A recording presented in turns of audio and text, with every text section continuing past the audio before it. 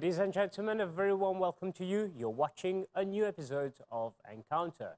Today in the program, we have a guest from the Chinmaya mission. His name is Brahmachari Vighnesh. Very warm welcome to you and thank you for being here. Bonjour. Bonjour. Brahmachari, you're from South India, more precisely from Coimbatore.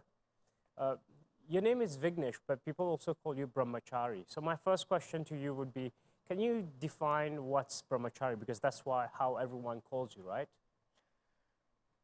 Brahmachari, it's a Sanskrit word.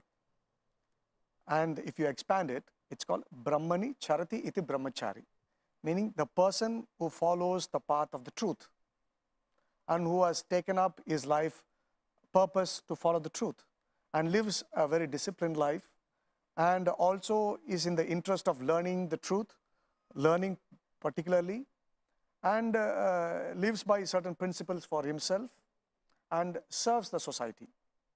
And how has this endeavor been so far, trying to live the path of truth? It's not an easy road, is it? Yeah, no road or no path is as easy as you say. Of course, we are like, it's walking on a razor's edge because extreme alertness is there in your mind. Every moment of your interaction with the world here, you have to be extremely alert because the mind tends to go here and there and we keep on trying to bring it back to the path.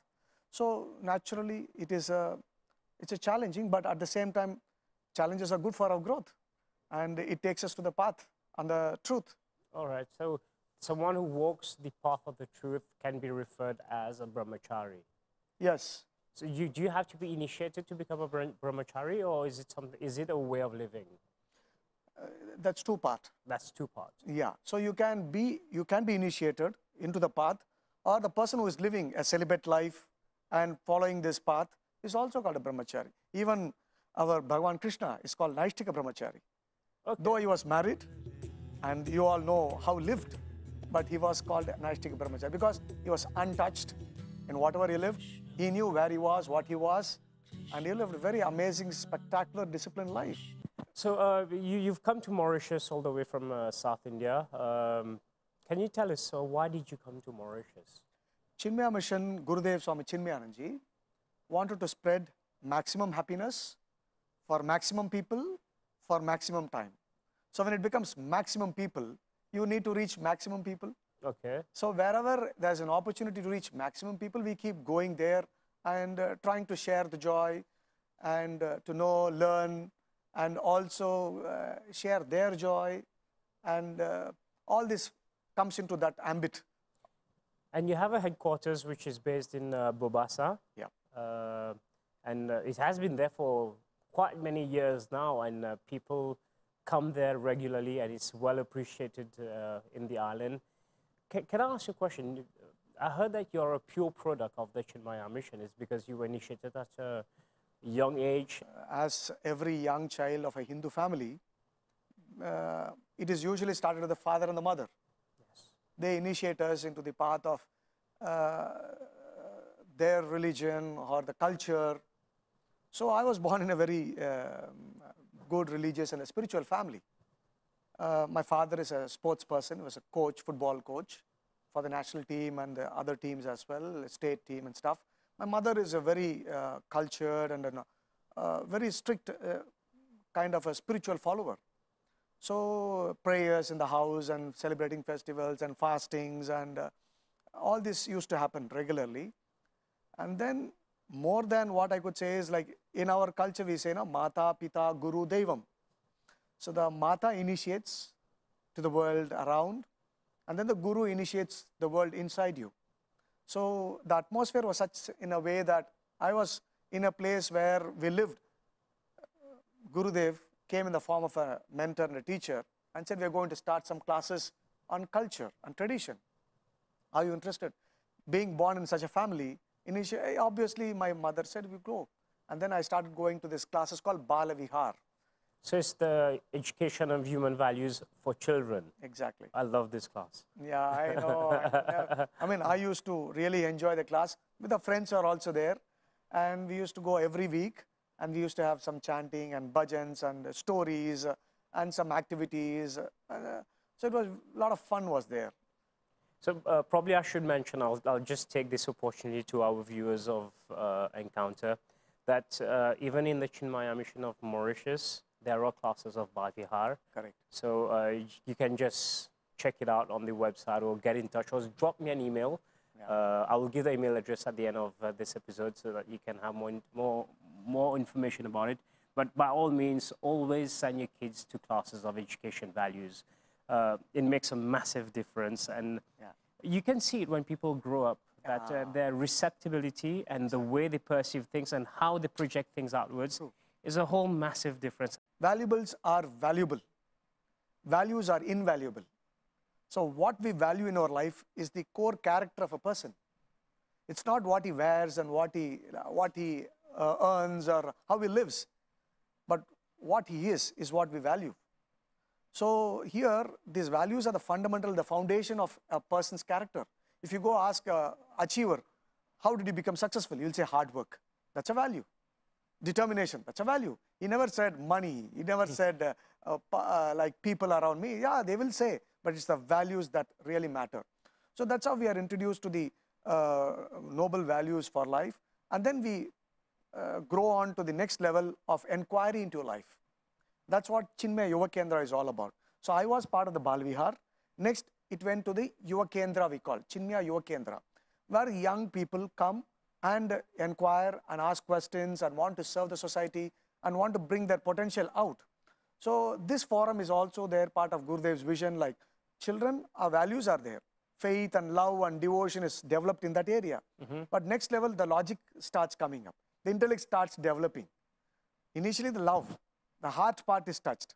Next part is the intellect, because he starts asking questions. Exactly, and at a very young age also. So we need to answer them. So there is a forum called Chinmaya Yuva Kendra. So I was part of the Chinmaya Yuva Kendra also, and we were part of a lot of nation building programs and a lot of seva in the society. And then I did a course, Swami Mitrananji, he started a course on youth empowerment program. And he's known for his management programs also. Yeah. He was one of the guests on Encounter. Yeah, I heard it, yeah. I was part of the first project like that, first course. So and after that, we served the society. We were allowed to go in the field and go and learn a lot and help people and assist and do a lot of things. And from there, again, the more and more you do these things, the more and more you question yourself. What are you doing this for? How are you doing? What is the purpose of this? And then you ask yourself, what is your purpose of your existence here? So then all these questions are answered in our Vedanta, this knowledge of the self, in the Upanishad, in the Brahmachari. Vedanta and the Upanishads are the sacred textbooks. Which are there. Yeah. So this falls well onto the next question I have for you, is how do you find the purpose in life? Because I think everyone struggles to find a purpose in life, because when we achieve something, then we ask ourselves, what's the next purpose? You ask yourself questions and then you go again. So maybe you can enlighten us a bit on how you can help someone to find their purpose, and how probably you found your purpose over the journey of your career with the Chinmaya mission. But before that, we'll take a short break. We'll watch the following video, because we'll talk a bit about finding your purpose, a little bit about Chinmaya mission, and we'll be back after a short break.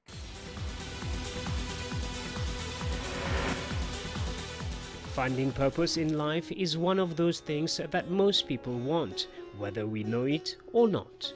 As nice as it sounds, it can seem challenging to attain. If you haven't spent a lot of time thinking about your own purpose, you might have some preconceived ideas about the purpose of life. These baked-in ideas about life often come from our family and the communities we grow up in. The purpose of our life is to get married and have kids, or maybe it's earning a certain amount of money or achieving a certain position in society.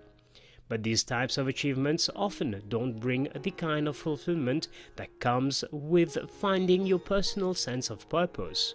A personal sense of purpose is less of a specific end goal and more of an ongoing impact on the world, large or small. Purpose is your why. The teachings at the Chinmaya mission follows the Vedic teacher-student tradition called Guru Shishya Parampara and makes available the ageless wisdom of Advaita Vedanta, which is the knowledge of universal oneness, by providing the tools to realize the wisdom in one's life. Vedanta is the universal science of life relevant to all people of all backgrounds and faiths. Vedanta inspires seekers to understand their own faith better.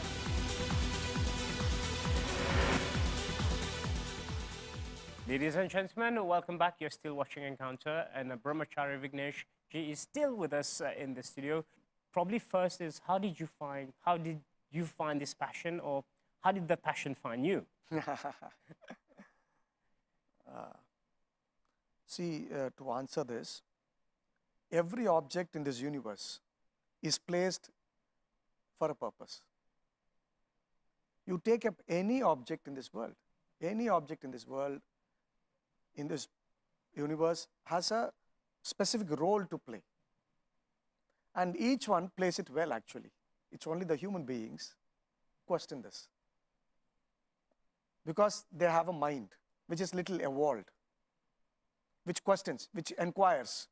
So first and foremost is, we have to use that ability to find the purpose, is to understand the mind, the ability to inquire. All knowledge comes out of inquiry. Of course. So if we want to know the purpose, we have to question ourselves. I am a human. If there is a purpose for every object in this world, then there should be a purpose for this instrument as well. So you're saying it's not even the living beings, you're even saying of objects also have a purpose. Yes. Everything has a purpose. Yes. And you, if I understand well, you said that animals, yes, they know their purpose, they just live it. Yeah. Us, because we're slightly more evolved, we are able to ask questions. Correct. So it's a good thing and a bad thing. I know. Animals live by instincts. Of course. So they fulfill their purpose by instinct. But we also live by instinct, right? If you live, or if we live by instinct, we go to that level. But there is something called inquiry in us. Of course. If you use that instrument, then we don't go to that level of being an instinctive being, but an inquiry being. So the person who starts inquiry grows, because the knowledge part starts accumulating in you, starts working on you. Okay. So what we have to understand is, so if I need to find my purpose, it's this instrument which I need to use to find it. So that is to inquire. Inquire into whatever I see. What is this? Is it true? Is it real? Is it permanent? Is it what I want to search for? If I ask every question to every object I see, is this what I want in life? Is this what I'm going behind? Your heart will give you an answer. What do I want? Everybody's purpose in this world, not even man alone, it's even the animals also. Every being wants to protect itself. Yep. Every being wants to survive, live for what? Happiness. Everything wants to be happy in this world. So ultimately, one thing comes to this point is, we all converge onto the one point, is happiness. So every object in this world wants to know what is his happiness. But humans tend to be not happy and very stressed and lead a robotic life. Do you think it pertains to the fact that some people have not found their mission or reason in their life? There is two parts to it. One part is, as I told you before, the animals find their instinct to reach that goal. Safe. But man has to find this happiness. So he has to inquire. But he inquires in the wrong areas. The person, as such, we go and search for happiness in the places where it is not. If my mind is inquiring, is this where happiness is? Then you'll know it is not. For example, I tell you, is an ice cream happiness for you? Yes. Short-term happiness, 100%. 100%. Yes. Same ice cream may not be happy for me. No, you might not appreciate an ice cream the same. It's a matter of perspective also, and appreciation. So it's a perspective, not the object. No. If you change the perspective, then it's all over for us. So you're saying the object is the same, it's the perspective that changes. Or we have to understand this very clearly. Exactly. So if Okay. you know that the objects are stimulating happiness inside, the happiness which is there in the object doesn't have life, doesn't have emotion. How can that object which is inanimate, like an ice cream for that matter, how can that give me happiness? It's that happiness which is in me, which I appreciate inside me, that this is giving me happiness. It's my perspective. But happiness comes from inside, right? External things will not give you happiness. They might give you pleasure. So the pleasure and happiness, there are two ways in it. Pleasure is the happiness through sense organs. Enjoying the objects through the sense organs is called pleasure. Okay, yes. The happiness which is more subtler and more emotional, there is a lot of words to it. Joy, happiness, pleasure, bliss. Yes. So they all have little differences in it. The bliss is called when you yourself are the happiness. So when it's intangible, then it's happiness. But if it's something coming from the outside, then it's a pleasure. Because I wanted to ask you, what is your definition of happiness? Why is it important to discover one's mission in life, to be able to maybe experience some pleasure also, but also hopefully to lead to Happiness is our goal. Usually everybody's ultimate aim is happiness, basically. So how do I get it? Don't get it. Just be. just be? Because you are that which you are searching for. Okay. If you are just being yourself, being natural, being what you are, going according to nature, you express happiness. Okay. We all work for happiness. Okay. When you are yourself, you work from happiness. You mentioned earlier that you have studied the ancient texts like the Upanishad and Bhagavad Gita, the Brahma Bhagavad Gita and Sutra. all. Why is that so important? You buy a mobile, and is there a manual for it? For the mobile phone? Definitely. You buy a toothbrush. There is a place where they say how to open it and use it. 100%.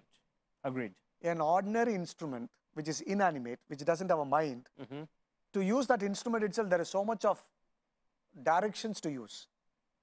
This instrument is so complicated and evolved.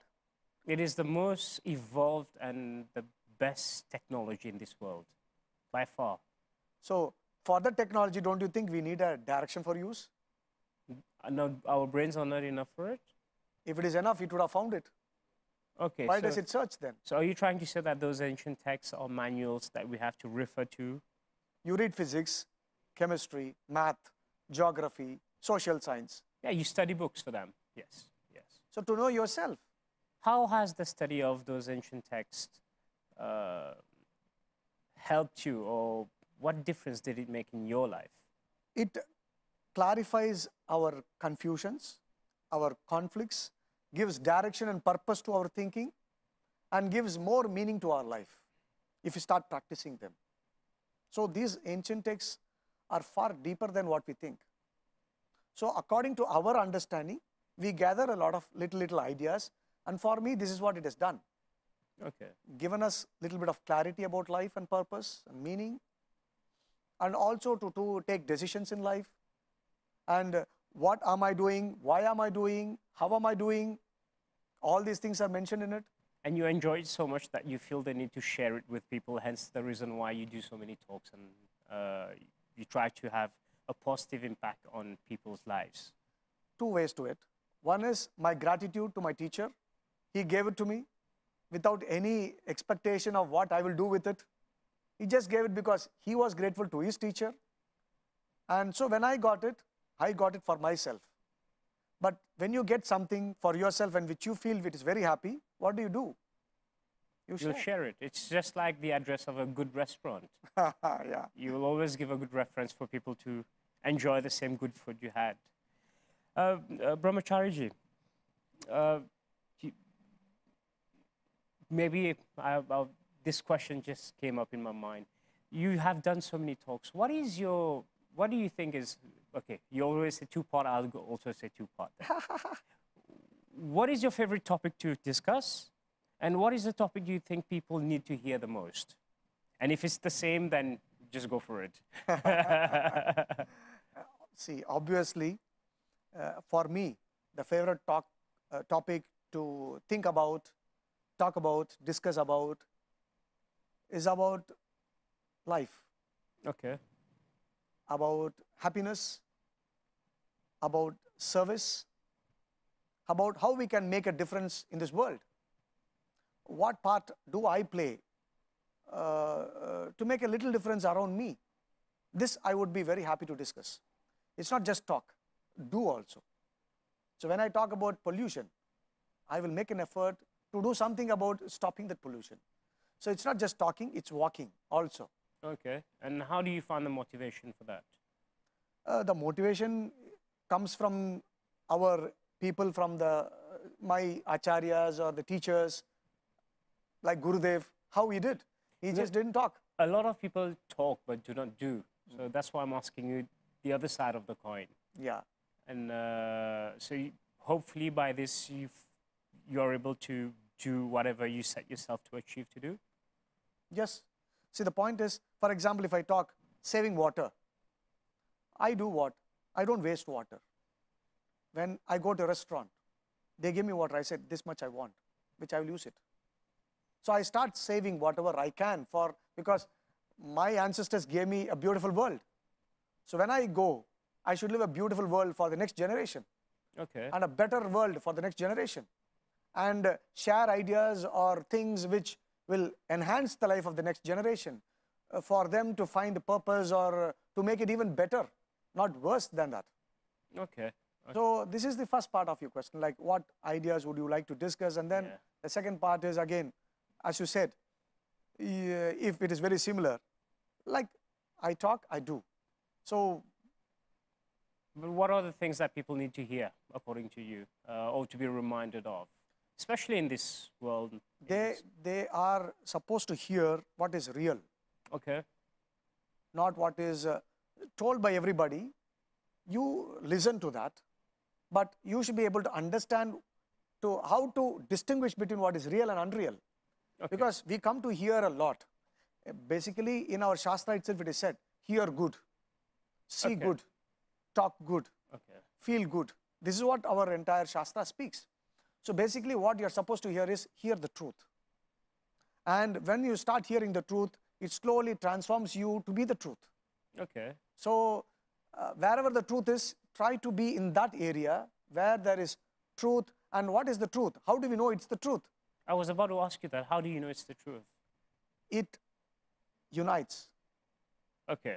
Wherever anything is shared, if it is bringing unity, it is bringing harmony, it is bringing joy, it's bringing brotherhood, then that's the truth. But even if if it happens to be something fake, then it will just disperse at some point. It doesn't work. Or what is the importance of asking the right questions also? How true is it? So, Absolutely. It depends upon what is inside you as well. Yeah. So if your intentions are not clear, then you will go only for that. Okay. Okay. So your basic impressions of your mind is also there. So if you have some kind of a negative karma, we'll go search for it. So basically is remember that something that unites has got some truth to it. Yeah. And it's going in the right direction. Before closing this first interview, is there anything that you would like to add for now? Yes, I would like to add these encounters have to be very, very important, that you encounter yourself every moment of your life. I am looking for encounters outside. Let's try to encounter yourself. Look at yourself in a mirror. Encounter yourself. Encounter your mind. Are you listening to me? Are you following what I am telling you? Your heart, is it speaking to you? Every moment, any thought comes which is taking you away from the path. Are you having an encounter? Every moment, encounter. And our life will be amazing. Fantastic. Well, thank you very much for this. I wouldn't say a play of words, but it rhymes well with the name of the program. Brahmachari ji, thank you very much for giving us your time and sharing your wisdom. Thank you. Ladies and gentlemen, we have now come to the end of this episode of Encounter. And if you have any questions or queries on the topic or on the guests and any other thing that was discussed, drop an email. It's encounter@mbc.itnet.mu. Until the very next program, goodbye.